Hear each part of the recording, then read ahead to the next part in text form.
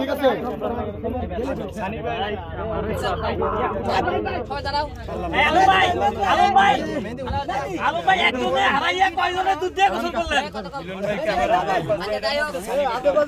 সবাই চুপ থাকবা।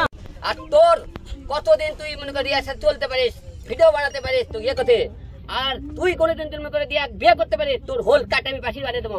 আমি চ্যালেঞ্জ করে দিলাম তোর সামনে, যা তোর সাহস থাকে তুই বিয়ে করতে যাস, তোর সাহস থাকে তোকে বলে দাম।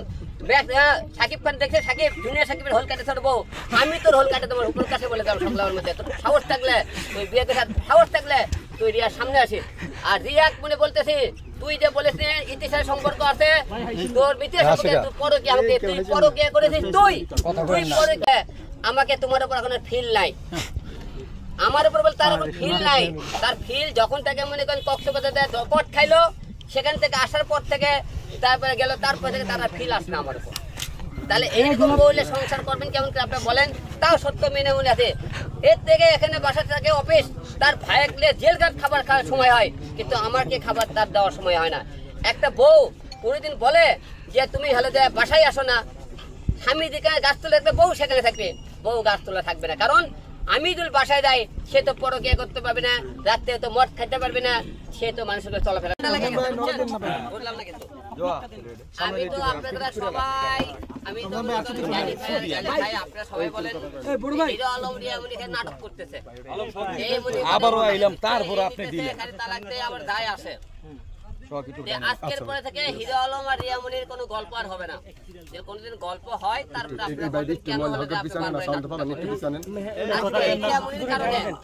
হিরো আলমের যত মান হিরো আলম ভাই গোসল করতে পারবে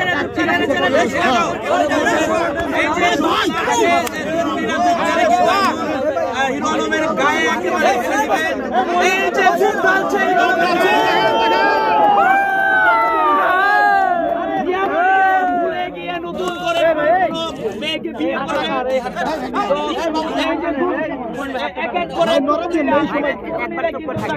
গোসল করে আমরা দেখছি আর কারা কারা বাকি আছে কিন্তু আজকে গোসল করতে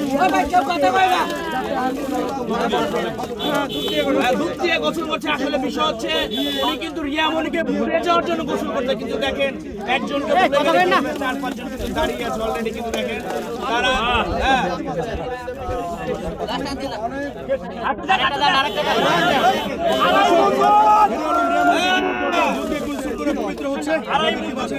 দুধটা কি গরম না ঠান্ডা? প্রচুর ঠান্ডা, ঠান্ডা ভাই